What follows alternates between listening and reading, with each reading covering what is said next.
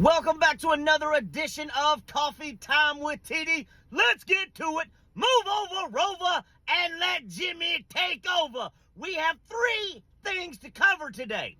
Most importantly, Real Madrid is back, and we got the result against a hard-fought, tough Stuttgart team today, 3-1. Absolutely thrilled. As you can see, I am not just a supporter or fan of Real Madrid. I was born into it. Yes, they put my name on the training gear. Second most important thing, Diddy is fucked.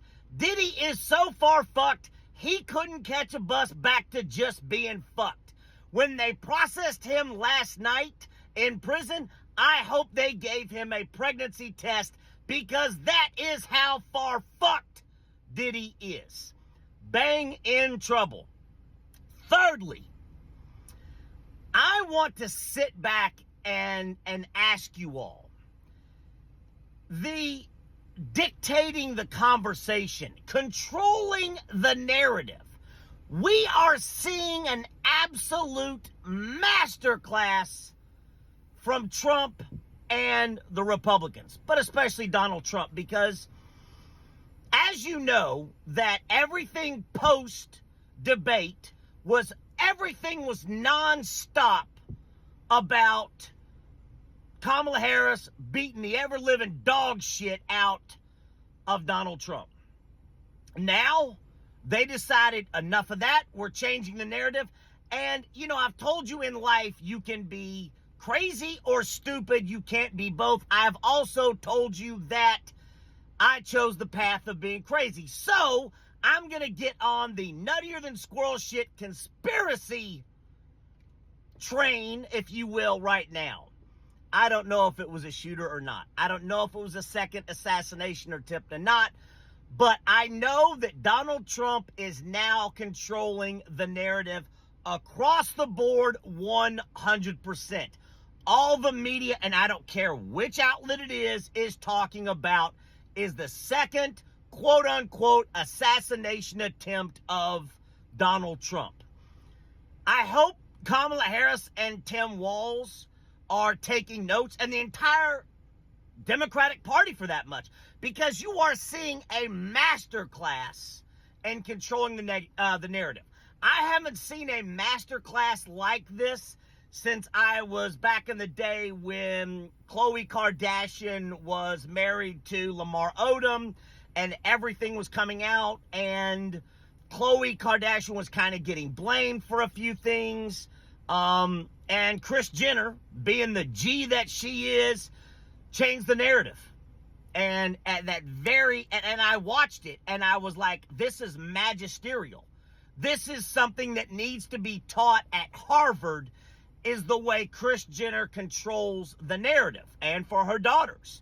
And that's what she did with, Khloe and Lamar, and everything all of a sudden happened with Lamar about the whorehouse in Las Vegas, or Nevada. And it was magisterial.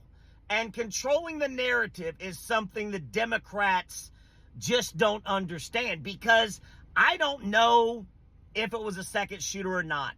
I just find it very coincidental that all that was being talked about was Donald Trump getting his ass kicked by Kamala Harris in the election, and within hours, there's nothing being covered except for a second quote-unquote assassination attempt of Donald Trump.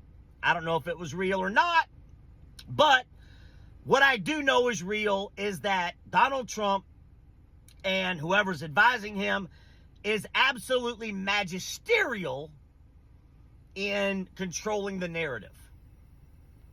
And again, it is. And even this stuff, the lunacy of the people are eating dogs, cats, pets, Missouri, Ohio, that's all that's being talked about.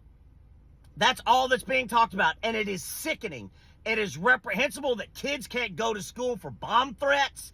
Think about the world we live in and how sick it is. But I hope and pray to God that Kamala Harris, Tim Walz, and the Democrats will change the narrative and bring it back to whatever they need to do. Because right now, real assassination attempt or not, and I'm going to put on my nuttier than squirrel ship hat and say that it wasn't, but it is now controlling the narrative for the next 50 days or whatever we are to the election, and it makes me sick. But that's what I noticed, because I was talking to someone last night and they said, you know, TD, notice no one's talking about it, right? That's the importance of controlling the narrative. And the teacher was Kris Jenner, that I saw up close. But again, got to do something. We got to change the narrative. We got to put it back on Kamala Harris, back on Tim Walz, and that they are the people for the big seat, for the job. So, lots of love. Grande beso. I am sending you all of my love. Do something. Get out there. Kick some ass. Don't take more than you need. Hala fucking Madrid. Hasta la muerte. I will see you tomorrow. And by the way, in a couple of weeks, I will be coming to you live from the Bertabow. See you tomorrow. Lots of love. Grande beso. Have a good night.